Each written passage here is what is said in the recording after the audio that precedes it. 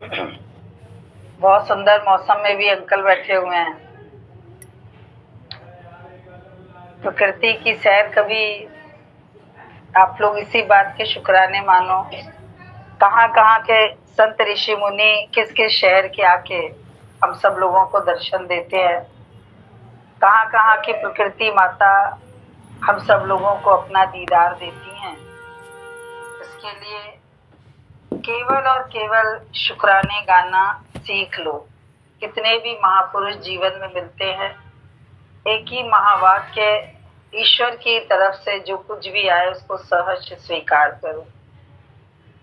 हमने कहा हमारे दादाजी गुरुजी ने 2 शब्द और आगे बोल दिए, शुक्राना और मुस्कुराना। जिंदगी बहुत थोड़ी सी है, प्रेम करने वाली, सेवा करने वाली, भगवान के प्रति समर्पित भाव रखने वाली। वैसे तो हर दिन बहुत प्रेशियस होता है, लेकिन कुछ कुछ दिन ऐसे होते हैं जिसमें आप अपने मनोबल को और मजबूती प्रदान कर सकते हैं।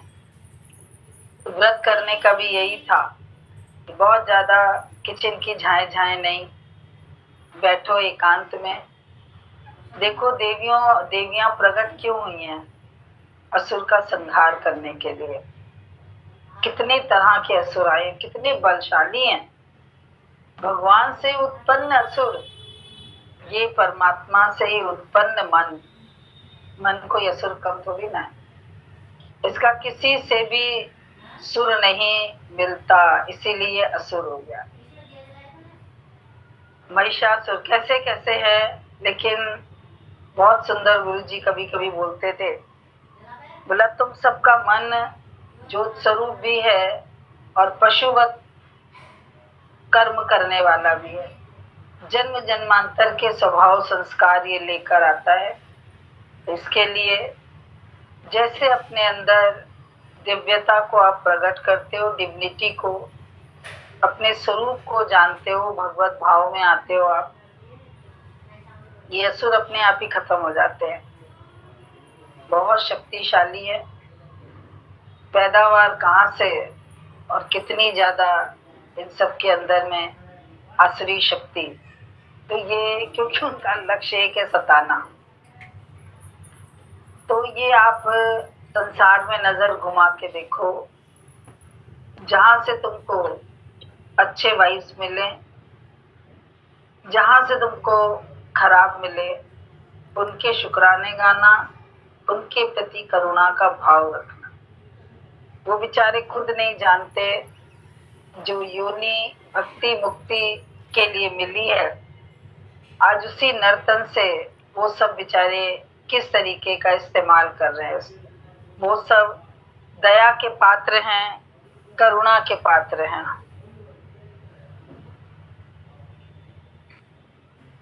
ओम की ध्वनि का उच्चारण करेंगे, विधि सभी को पता है।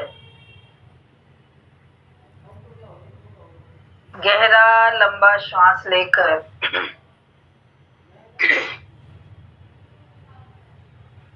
हरि ओम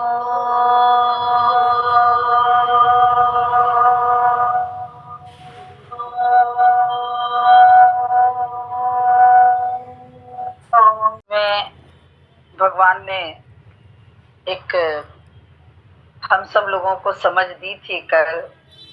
जिंदगी में जरूरी नहीं है हर एक व्यक्ति आपके अनुसार चले, विभिन्नताएं हैं, लेकिन फिर भी जैसे प्रकृति में एक पेड़ को दूसरे पेड़ से कोई प्रॉब्लम नहीं है, उससे भी ज्यादा मिट्टी को नहीं है।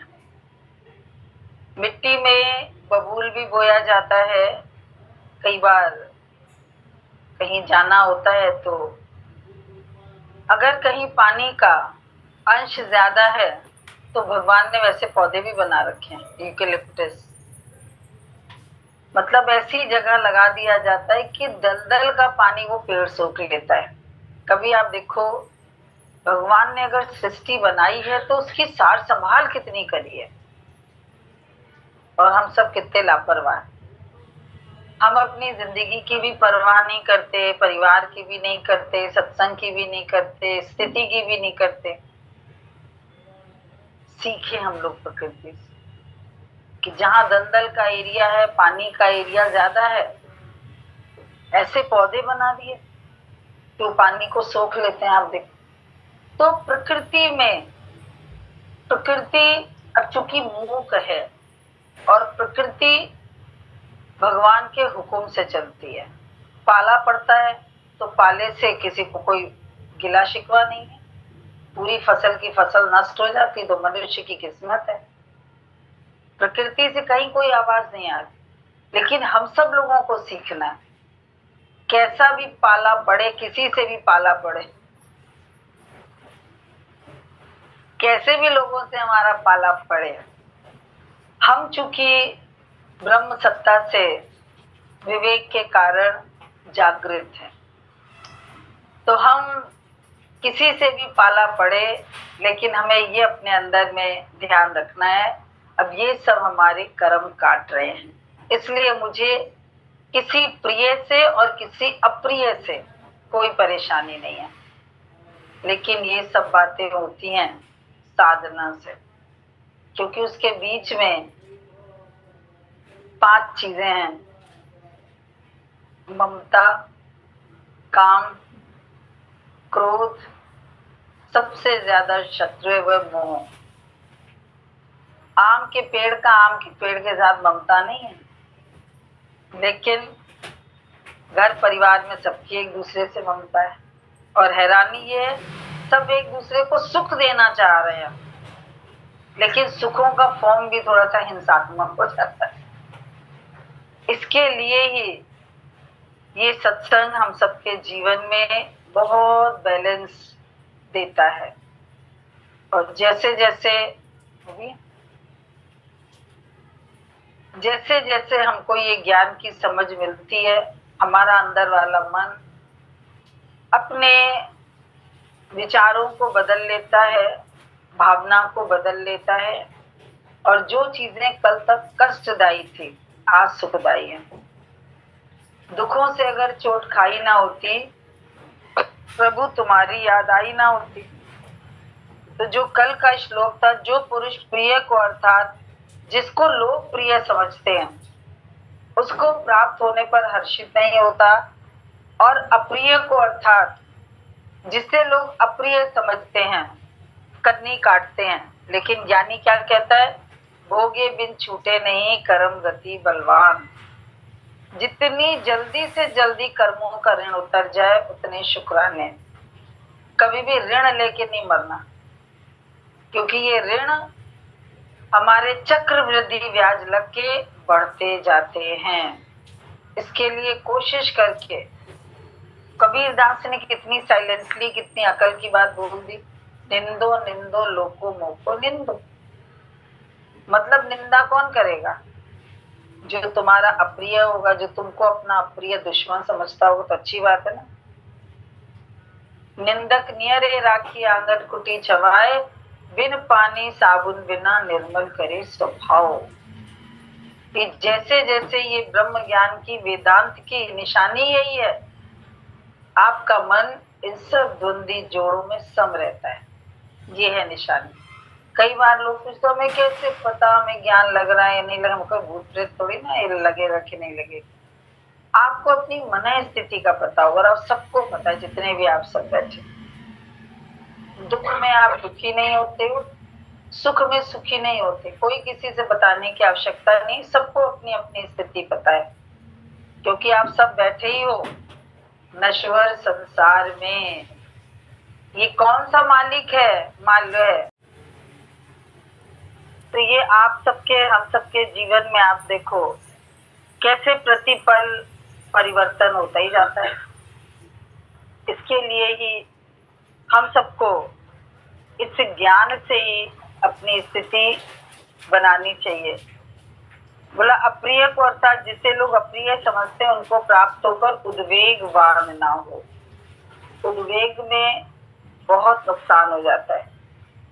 हवा चलती है बहुत सुगंधित, शीतल, सुंदर, लेकिन अगर आंधी आ गई तो आंधी तो कितना नुकसान करती है, गरीबों की झोपड़ियां उड़ा देती है, उद्वेग आंधी की तरीके से। तो ये हम सब लोगों को भगवान ने निरंतर ध्यान देके साधना करने के लिए बोला है। तो बोला उद्वेगवान ना हो, ऐसा स्थिर बुद्धि, संशय रहित ब्रह्मवेत्ता पुरुष। ब्रह्म तत्व मतलब बिना ब्रह्म तत्व को जाने आपके अंदर से भ्रम संशय जाएंगे ही नहीं। ब्रह्म माना भगवत भाव।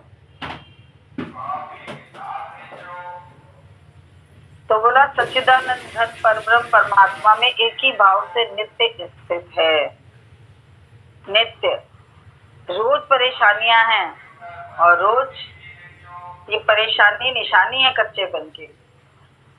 और जिस दिन गुरु जी बोलते थे तुम अपनी शान से परे हो जाते हो तभी परेशान हो जाते हो। अब शान से परे मत हो। हमें पता है कुत्ता भौंकेगा, चिड़िया चू चू करेगी, कौवा काव काव करेगा, शेर दहाड़ेगा, गाय रंभाएगी। ऐसे ही जो इंसान का जैसा स्वभाव है वैसा करेगा वो। आप सबसे उम्मीद उतार दो, ये हर बंदा अपने अनुसार चलेगा और पता नहीं अगले की प्रारब्ध क्या है। हम किसी की प्रारब्ध, किसी के दुखों से हम बहुत परेशान है और पता नहीं भगवान को वहीं से उसको एक रास्ता दिखाना हो। इसके लिए कई बार विचार आता है, इसीलिए ज्ञानी संत महापुरुष बहुत शांति से नजारा देख के अपनी यात्रा को पूर्णता प्रदान करते हैं। बेचारे संत ने तथास्तु बोला केवल, फिर ध्यान दिया देखे तो राजा के प्रारब्ध में है कि नहीं, क्योंकि उसको ये लिहाज आ गया कि इतने दिन इन लोगों ने मेरे आश्रम की सेवा करी अपने मन से, तो मैं भी तो इनकी कुछ मदद करूं। अब ये क्या था, अब उसी को योग अग्नि में अपने शरीर को छोड़कर रानी के गर्भ में आना पड़ा। मुक्ति तो टल गई ना आगे। भले उसने ज्ञान दिया बच्चे ने, ऋषि बोला नहीं, वो तो फिर ये भी भगवान की कृपा है। अब जितनी भक्ति में लवलीन होगे भगवान आपकी लाज रखेगा।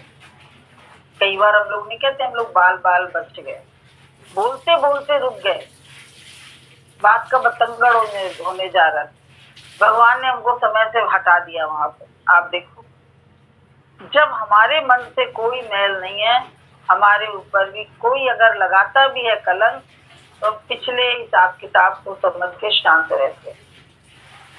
निंदो निंदो लोको मोको निंदो, कोई बात नहीं, हमें क्यों लगा, हमने सबको झाड़ दिया। तो ब्रह्म भाव में नित्य स्थित जो भी योगी होता है वो किसी भी प्रकार के परिवेश में परेशान नहीं होता। फिर आज का 21वां श्लोक है, बोला बाहर के विषयों में अर्थात सांसारिक भोगों में आसक्ति रहित अंतःकरण वाला पुरुष। अब बाहर के विषयों में आपके मन में क्या चल रहा है और वास्तविकता क्या है। कई बार आपको शब्द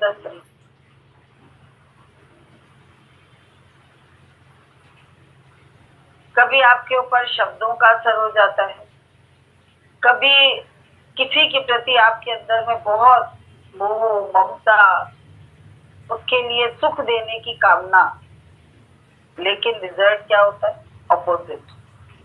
तो बाहर के विषयों में जो ये शब्द स्पर्श रूप रस गंध है, ये विषय है ये, और किसी भी व्यक्ति से आपका तालमेल जो है वो भी एक विषय है। हम तो बहुत अच्छा भाव रख के जा रहे हैं, वहां से रिस्पॉन्स क्या आ रहा है तो कोई बात नहीं, जाओ। लेकिन अगर तुम्हें ना अच्छा लगे, अगले को ना अच्छा लगे, फिर कभी मत जाओ। क्यों, ये भी बात याद रखो, गुरु जी ने बोला अपने आत्म देव का कहीं अपमान मत कराना। क्यों जाते हो, क्या चाहिए, लोग लिहाज लालच क्या चाहिए मुझको। हम अपने झोपड़ी में बहुत खुश, मेरे पास मेरा भगवान है, मेरे पास मेरा राम है, मेरा गुरु है। बस मीराबाई की तरह मुझे दुनिया वालों से क्या काम रे, बनवारी रे जीने का सहारा तेरा नाम रे। तो बाहर के विषयों में अर्थात सांसारिक भोगों में कई बार आपको प्रॉपर्टी मिलते मिलते आगे बढ़ जाती है, नहीं चाहिए। त्याग भावना से रहो। जो पहले ही इतनी महामाया है उससे तो जान छूट नहीं रही है। कई बार कितने संतों के विषय में सुनने में आता है कैसे उनकी अपनी साधना उनके शरीर को शुद्ध, सुगंधित, पवित्र, साफ रखती है। कोई भी आसक्ति का केंद्र नहीं, प्रकृति में निकल गए। हम भक्तन के भक्त हमारे, भगवान बोल रहे हैं सुन अर्जुन ये प्रतिज्ञा हमारी। क्योंकि सच में अगर वैसे भी देखा जाए कहीं पर भी किसी को इंटरफेरेंस पसंद है? हर बंदा अपनी जिंदगी चाहे गलत जी रहा है चाहे सही जी रहा है, हर बंदा अपनी जिंदगी जीने में स्वतंत्र है। जब भगवान ने हमें स्वतंत्र कर दिया, जब गुरु ने ज्ञान देके हमें स्वतंत्र कर दिया, तो हम क्यों बंधते बधाते हैं? हमारी ममता बांधती है। अब ममता की जगह रखो प्रेम। प्रेम से, प्रेम में कोई मानता है उसकी मर्जी, नहीं मानता है आपकी बात उसकी मर्जी। बेचारे बड़े लोगों को, बुजुर्गों को यही तो तकलीफ है। हमें पता है सब गलत दिशा में जा रहे हैं, उनकी प्रारब्ध है, क्या कर सकते हो। जब आपके हाथ की 5 उंगलियां बराबर नहीं हैं तो आपसे, आपके साथ रहने वाला कोई भी व्यक्ति, कोई जरूरी नहीं है संबंधी आपके अनुसार चले, सत्संगी आपके अनुसार चले, उनकी भी प्रारब्ध है, उनका भी घर परिवार है, उनके भी कर्म है, उनका भी हिसाब किताब है। इसलिए हम कभी किसी से बहुत नाक में दम नहीं करते, आओ आओ आओ। सबको सत्संग से प्यार है, हम सबसे प्यार है। हर बंदा घर से निकल के भक्ति करना चाहता। गुरु जी ने इतनी जागृति सबके जीवन में दे दी। इस परिस्थितियां हैं और भोगे बिन छूटे नहीं, कर्म गति बलवान। संभल संभल के चलो, 2 मिनट में पैर ऊपर नीचे होता है, कितनी परेशानियां हो जाती हैं। इसलिए अभी और धीरज से चलो, शीतलता से चलो। हम लोगों के यहाँ जो प्रभात की वेला में उठ के 2 मिनट भगवान को याद करने का था, श्लोक बोले जाते हैं, 5 तत्वों को प्रणाम करने का, सब उसका कारण क्या था? बड़ा साइंटिफिक रीजन है इसके पीछे। आपकी बॉडी का जो ऑक्सीजन लेवल है वो प्रॉपर हो जाए। नहीं तो अक्सर लोगों को चक्कर आता और वो गिर जाते, एकदम से उठे और खड़े हो गए। नहीं, 2 मिनट धीरज से उठो, सबको याद करो। भगवान आज तुमने हमको फिर से जीवन दे दिया। प्रार्थना करते हैं आज का सारा दिन अपनी भक्ति में हमारा निकाल देना। मेरे मन में कोई विकार ना आए, आए तो तुम आने मत देना। मेरी डोरी तेरे हाथ, दीना बंधु दीना ना। तो ये शरीर और ये श्वास जितना इसको संभाल संभाल के आप चलाओगे ना, ये बेचारा भी, इसको भी संभाल के चलने की आदत पड़ जाएगी। ध्यान से चलो। चश्मा अगर कहा है तो पहनो। एक बार हम लोग बॉम्बे में थे, अचानक पता लगा कोई नाले में गिर गया। श्याम भगवान ने, तब तो सब बहुत अच्छे थे, वॉक पे निकले, 2 मिनट उनको मिलते हुए गए। बोला तुम किससे गिर गई? बोला सत्संग से निकले थे, हमको गड्ढा दिखा नहीं मतलब चश्मा नहीं पहना था। अरे हम चश्मा नहीं पहने। हम लोग इतना हंसे, डैडी इतना हंसे। बोला प्रकृति कह रही है, इसकी आंखें कह रही है मेरी सुरक्षा करो, और ये देखो इसके अंदर नक्शेबाजी कितनी है। तब से हमको ये बात याद है। गुरु जी के साथ भी एक लड़की थी, वो भी गिर गई थी बिना चश्मे। तो काहे के लिए? अब अपने शरीर को भी देखो, बहुत ज्यादा चटर पटर नहीं खाओ। अगर उम्र बड़ी हो रही है और दांत गायब हो रहे हैं तो ऐसी चीज खाओ जो दांतों को भी परेशानी ना हो, नहीं तो व्रत रखो। तो बोला बाहर के विषयों में अर्थात सांसारिक भोगों में आसक्ति रहित अंतःकरण वाला पुरुष, अंतःकरण में जो भगवत ध्यान जनित आनंद है, देखिए इसी मन में आसक्ति भी और आनंद भी है, लेकिन आसक्ति इतनी आच्छादित हो जाती है ना, आनंद को ढक लेती है। और ज्ञान से जैसे जैसे आप आसक्ति रहित होते हो, ये आवरण हटा देते हो, ना हम देहम, ना हम ना तुम, तो दफ्तरी गुण, तब आपके अंदर भगवत ध्यान जनित आनंद की आपको उपलब्धि होने लगती है। आसक्ति दुखदाई है, स्थिति सुखदाई है, भक्ति सुखदाई है, भक्ति आनंददायक है, उसको प्राप्त होता और वो पुरुष सच्चिदानंद घन परब्रह्म परमात्मा के ध्यान रूप योग में एक ही भाव से स्थित हुआ अक्षय आनंद का अनुभव करता है। अक्षय माना कभी ना खत्म होने वाला। और ध्यान, कई को अच्छा लगता है एकाग्रता, ध्यान में बैठना अच्छी बात है, लेकिन हर काम आप ध्यान से करें। उस ध्यान में आपका भाव भी निहित है, आपकी सफाई भी निहित है। कई लोग बहुत लब लब लब लब काम करते, घिन आती है।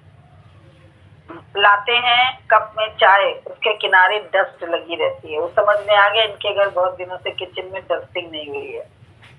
आप धो के तो लाते हो, लेकिन उसके नीचे कहीं ना कहीं मिट्टी लगी रहती है, वो दिखती है। तो उसके लिए ध्यान में बहुत सारी चीजें हैं, आपकी भावना, आपका व्यवहार, आपका कर्म, आपका कर्तव्य, आपकी जिम्मेदारी, आपका प्रेम, आपका अपनत्व और उसके साथ तत्व दृष्टि। इन सब बातों को श्री राम शर्मा आचार्य ने एक लाइन में बता दिया। दूसरों के साथ आप वैसा व्यवहार करें जैसा आप अपने लिए चाहते हैं। जितनी शुद्धता पवित्रता आप अपने लिए चाहते हैं, उतना सामने वाले के लिए भी आप रख लो। तो इसके लिए ही हम सब लोग बहुत भगवान की कृपा पात्र हैं, जो हमारे पास इतना जागृत करने वाला गुरु जी का ज्ञान है। और हम सब लोग, हम लोगों के ऊपर कृपा है जो हम लोग श्रवण करते हैं।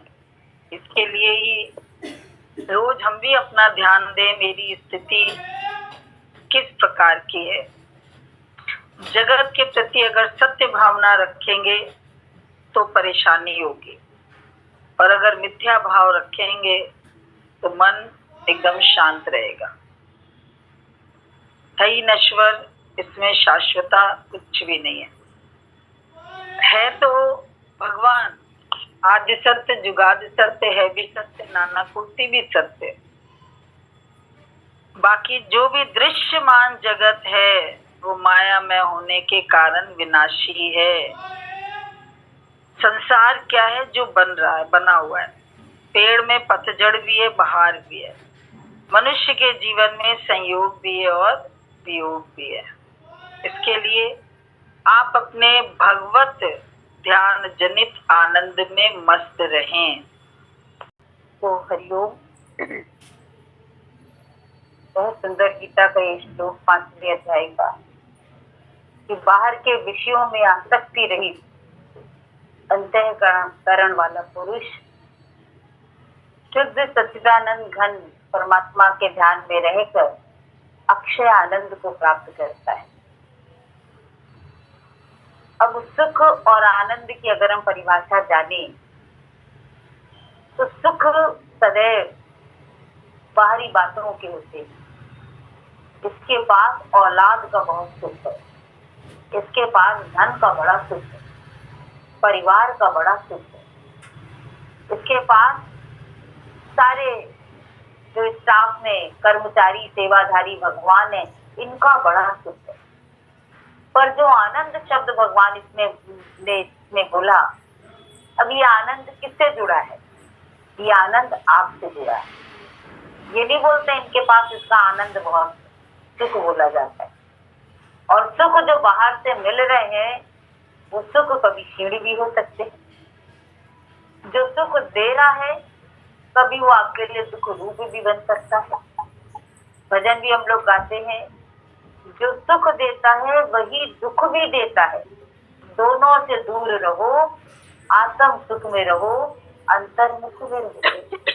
आज व्यापार बहुत अच्छा चल रहा है, नौकरी बहुत अच्छी चल रही है, हम बहुत राइज कर रहे हैं, हम बहुत, हमारा बड़ा सर्किल है। एक झटके में पता नहीं शरीर आपका कैसा हो जाए, बुद्धि कैसी हो जाए, हालात कैसे हो जाए। तो बाहर से जो कुछ भी दिखाई पड़ रहा है बना हुआ, वो कब बिगड़ जाए इसकी कोई गारंटी नहीं। पर जिसने अपने आनंद को, अपने सच्चे सुख को, परमानेंट सुख को, जिसको दादाजी ने बोला I enjoy my self not the party, मेरा आनंद, मेरा सुख मेरे अपने निश्चय से है, मेरे अपने विचारों से है, मेरी अपनी सोच से है।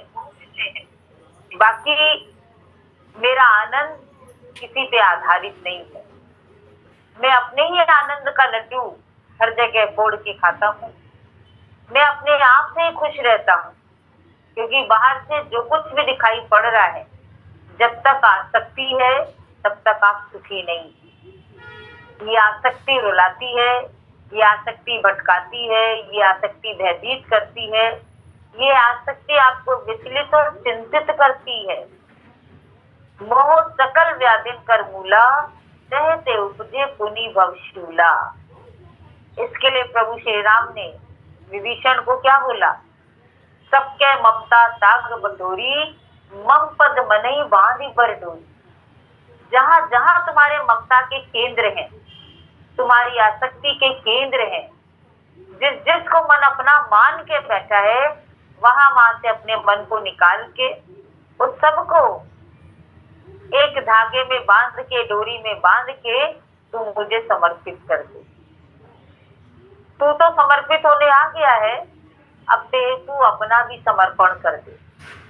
राजा बलि ने पहले अपना सर्व दिया, जहां जहां उसका राज्य था भगवान ने को पहले उसने वो अर्पण किया। और जिस समय भगवान ने 2 पांव में आकाश पूरा स्वर्ग तक का नाप लिया, ऊपर नीचे, अब बलि से बोला अब तीसरा पांव मैं कहाँ रखूं? मैंने तो 3 वर्ष पग का तेरे से मांगा है कि तू केवल 3 पग धरती का मुझे दान कर, अब तीसरा पग कहाँ रखूं? उसी समय राजा बलि ने अपना सिर झुका दिया, बोला प्रभु अभी है किस स्थान, कहाँ? आप मेरे शीश पे रखिए, मेरे सिर पे रखिए, ताकि मेरे अंदर में कभी भी देने का भाव ना आए। क्योंकि है तो सब कुछ आपका, पर मन मान लेता है ये मेरा मेरा, उसी को मेंटेन करने के लिए वो कितना परेशान होता है। मेरे वालों में कोई असुविधा ना हो, कोई खलल ना हो, इसके लिए हम परेशान होते हैं। तो अब आप मेरे शीश के ऊपर पांव रख के मेरे को भी आप स्वीकार करें। बोला पहले तो राजा बलि ने सर्व दे दिया था अपना, और जब शीश दिया तो स्वयं को भी दे दिया। इसका मतलब क्या हो गया? सर्वस्व दे दिया उसने। तो जब हम भगवान को अर्पण करते हैं, तभी हम उसकी आसक्ति से, ममता से छूट पाते हैं। नहीं तो रहते रहते संग दोष के कारण, अपना मानने के कारण जीव आसक्त होता है। और जहां आसक्ति है वहां पर अपने वालों से आसक्ति है, तो भक्ति कैसे होगी? और भक्ति भी अगर हम कर रहे हैं, आसक्ति भी है, भक्ति भी कर रहे हैं, तो भक्ति से भी मांग क्या रहे हैं? भगवान जो कुछ भी मेरा तुमने मुझे दिया है, उस मेरे में कुछ असुविधा नहीं होनी चाहिए। पर ये ज्ञान से मजबूती आती है, सबका हिसाब किताब हम क्या कर सकते हैं? सबका सब कुछ भगवान ने पहले से फिक्स कर रखा है। कहाँ जन्म, कहाँ मृत्यु, कहाँ इंसान पैदा होता है, कहाँ सारी जिंदगी जीता है, और फिर अंत में जाके देखो कहाँ पहुंच जाता है। ये सब हिसाब किताब है। तो ज्ञान से हमारे अंदर में हर बात को स्वीकार करने की हिम्मत आती है, शक्ति आती है। मन परेशान होता है क्योंकि अपने वालों के प्रति ममता होती है, आसक्ति होती है। और यहाँ भगवान कह रहे बाहर के विषयों में। अब ये इंद्रियों के विषय में, अब आंख इंद्रिय है, आंख का विषय क्या है? रूप, देखना। कान इंद्रिय है, इंद्रिय का विषय क्या है? शब्द। कान का विषय क्या है? शब्द सुनना। मुख में रसनेन्द्रिय, जीभ में स्वाद कण, ये इंद्रिय है, आपकी बॉडी का एक पार्ट है, पर इसका काम क्या है? स्वाद कण इसमें है, खाने का रस ले रही है। दूसरा, बोलने का भी इसमें भगवान ने काम दे दिया। तो बाहर के विषयों में आसक्ति रही। जब ज्ञान होगा तब आप रहोगे सबके बीच, पर कैसे? रहत अतीत सर्व रस भोगी, ना जाना रे राम कहे सारे योगी योगी। क्या सबके बीच में रह भी रहा है वो, पर सकल से उदास, सकल से मत, सकल से उदास। प्रेमी जग में रहो ऐसे, जल में कमल खिले जैसे। जितना जितना सरोवर में कीचड़ पानी बढ़ता जाता है, कमल अपनी सतह ऊंची करता जाता है। और कहीं पर देखो तो उसके ऊपर ओस की बूंद भी नहीं टिकती है। क्यों? उसकी पंखुड़ियों में इतनी चिकनाई है, वो ठहर नहीं पाती।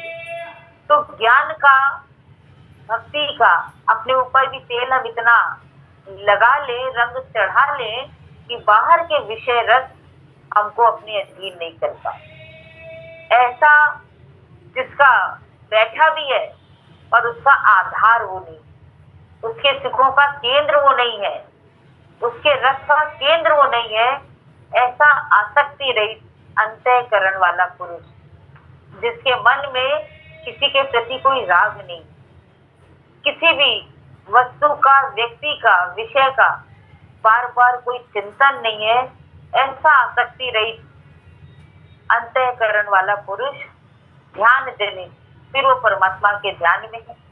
क्योंकि आपके मन को कोई ना कोई ऑब्जेक्ट चाहिए होता है। मन या तो संसार का चिंतन करता है, अपने वालों का चिंतन करता है, या भगवान का चिंतन करता है। सारे समय आप देखो निर्विचार अवस्था नहीं होती। आपके पास करने को भी कुछ नहीं है, जरूरी नहीं आपको ये सब करना ही करना है, और फिर भी जाके देखो विचार चलते रहते दिन रात। किसके चलते रहते? मैं मेरी, जिस सराउंडिंग में आप रहते हो। अब यहाँ पर मैं मेरा केवल अपने रिश्तेदारों से नहीं है, मन जिसको भी मेरा मान ले, मन जिसमें भी अपनी भावना ममता की डाल ले। बाहर से डॉगी लेकर आते हैं, उसमें भी आसक्ति हो जाती है। बाहर से कोई सुख मिलते हैं, उस सुख देने वाले में आसक्ति हो जाती है। क्योंकि मनुष्य सबसे ज्यादा में ज्यादा प्यार किसको करता है? अपने सुख को। जो सुख देता है वो उसका बड़ा, कोई रिलेशन नहीं है, पर अगर जिंदगी में आपके लिए वो सुखदाई है, वहां आपका मन अटक जाएगा। और अपना होते हुए भी अगर आपके काम का नहीं है, आपके लिए हमेशा दुख का हेतु ही बनता है, तो उसके प्रति भी जहाँ राग था कभी, अब उसके प्रति द्वेष है। तो मनुष्य प्यार किसको करता है? मन बहुत सुखों का कीड़ा है, जहाँ इसको शेर का सवा शेर मिलता है, वहां ये भागता है, बढ़ता है, वॉल्यूम बढ़ाता है। तो ये आज सच में दिखाई पड़ता है कैसे गुरु ने हम लोगों को सबके बीच में रहते हुए भी सबसे रहो भी, रहज बली तू सबसा गड्डी, पर मन ना अटकाई सतगुरु देव बिना। जैसे गोप, और उनका मन किसमें था? कहाँ अटका हुआ था? कृष्ण में। जब प्रेम कृष्ण की बांसुरी बजती थी तो गोपियां कैसे दौड़ दौड़ के भागती थी। बोला यहाँ कोई मुरली नहीं, कोई शान नहीं, और फिर भी तेरे बने हैं फकीर मेरे सतगुरु।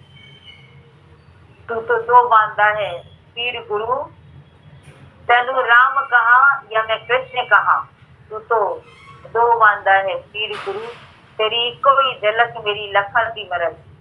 यही रोगों की अक्सीर गुल, यही दवा है। मीरा ने भी बोला, दर्शन तेरा जिस दिन पाऊं हर चिंता मिट जाए। जीवन मेरा इन चरणन में आज की जोश जगाई। बनवारी रे जीने का सहारा तेरा नाम रे, मुझे दुनिया वालों से क्या काम रे। तो सच में लगता है जैसे जैसे आपका मन इधर जुड़ा, बाहर से भी और वैसे भी, इस अध्याय में 5वें छठे में भगवान ने थोड़ा सा ध्यान को भी लिया है। कहीं पर भी बैठो, कार्य भी अगर बैठे हो तो ध्यान कहाँ है, सत्संग में बैठे हो पर ध्यान कहाँ है, ऑफिस में हो, व्यापार में हो, ध्यान कहाँ है, कोई कार्य घर का कर रहे हो, ध्यान कहाँ है। कार्य करते हुए अगर ध्यान कहीं और बट गया तो आपका काम परफेक्टली नहीं होगा, कहीं ना कहीं बिगड़ेगा जरूर। पर अगर एकाग्रता के साथ कार्य किया गया है तो उस कार्य में परफेक्शन है। कई कई लोग बहुत डूब के कार्य करते तो दिखाई पड़ता है इन्होंने कर्म तो किया, पर ये कर्म इनका जैसे एक भक्ति बन गया, पूजा बन गया। और कहीं कहीं पर कर्म है पर पहले फल की मांग है, करने का अभिमान है, करके जतलाने का भाव है, एहसान जताने का भाव है। इतना ही सुंदर कर्म कैसा हो जाता है। जैसे आपने ड्राई फ्रूट वाला दूध तो किसी को सर्व किया, अगर उसमें एक मच्छर पड़ा है, एक बाल पड़ा है, तो पीने का मन करेगा। तो ये अहंकार, फल की आशा, आपकी आसक्ति छोड़ नहीं सकते। बहुत सुंदर छोटी छोटी गुरु जी बातें बताते थे, हमारा ध्यान उस तरफ उन्होंने दिलवाया। समझो कोई फुलके बना रहा है, गर्मी के दिनों सब खाना खा रहे हैं, अब सब खा चुके, एक ने उठ के बोला अब तुम भी खा लो, लाओ हम सेक देते हैं 2-3 फुलके जो भी बचे। तो जिसके अंदर में अभिमान होगा वो बिल्कुल नहीं हटेगा। सारे कर रहे, अब आखिरी में आए, नाम करने के लिए आए। पर ये गुरु जी ने युक्ति दी, तुम भी आके गरम गरम खा लो पंखे में बैठ के। पर जब अभिमान होता है तो अभिमान देता क्या है? अभिमान देता कुछ नहीं, खराबी बहुत करता है। रिश्ते खराब, माहौल खराब। कोई भी व्यक्ति करके अगर ये एहसान जतलाए खाने वालों को कैसा लगेगा? अब आ गए, पहले नहीं सोच सकते थे, पहले नहीं बुला सकते थे, पर वो कहते थे शुक्राना मानो ना। आखिरी में भी कोई आ गया, फिर कोई आके कहता था भगवान 15 दिन आती है मेरी काम करने वाली और पैसा पूरा दे। तो गुरु जी कहते थे शुक्र है 15 दिन तो तुमको उसने सुख दिया। मतलब हर बात में यही आसक्ति होती है, अभिमान होता है तो मन दुखी होता है। हम क्यों पैसा दे इसको, हम तो पैसा काटेंगे, काट के कितने अमीर हो जाओ। उन लोगों से हम कितनी अपेक्षा रखते हैं। डिलीवरी होती है, हमारा मन करता बस हम आ जाए जल्दी। और अपने घरों में देखो आजकल तो कैसा, जब से शुरुआत होती है तब से ही रेस्ट घर वालों के लिए, इनको भाई रेस्ट चाहिए। अगर कहीं कुछ बिगड़ गया तो सारा दोष किस पे आएगा? बेचारे डर के भी करते रहे। कभी कभी डॉक्टर ऐसा बोलते थे, पर वो कहते थे किसी अगर आसक्ति होगी तुम छोड़ोगे नहीं, हटोगी नहीं वहां से। बहुत अपनी रसोई से लोगों की आसक्ति होती है। आज तो हम लोगों के यहाँ सत्संग के बाद सबने अपनी रसोई खोल दी। कोई कहता हम बना लेते हैं चाय, आप बैठिए। ये शुरू से दादाजी ने एक पैटर्न चालू किया, कोई किसी के घर जाओ सत्संग सुनाने और वो तुम्हारी खिदमत में लगा रहेगा, तुम ज्ञान किसको सुनाओ। तो उन्होंने बोला ठीक है, अगर तुम्हारे साथ कोई गया उसको कहते वो ले आए पानी। पर यहाँ तो उदार सोच है, हम दूसरे के घर में भी अपना घर समझ के काम कर लेते हैं। राम रे प्रभु राम, जय जय राम, करो कल्याण जय जय राम रे, मन बसियो सीताराम। बोलो रामचंद्र भगवान की जय। जय हो, नाश हो, सद्भावना हो, कल्याण हो, जय हो, जय हो, जय हो, माता पिता की जय हो, अपने गुरुओं की जय हो। महादेव हर हर महादेव, हर हर महादेव। नंद की जय, धरती माता की जय। आप सभी को बहुत बहुत धन्यवाद। 1200 से ऊपर आप लोगों का प्यार हमको मिला, इसीलिए आपका प्रेम प्यार ऐसे ही बना रहे। सब्सक्राइब कीजिएगा। धन्यवाद।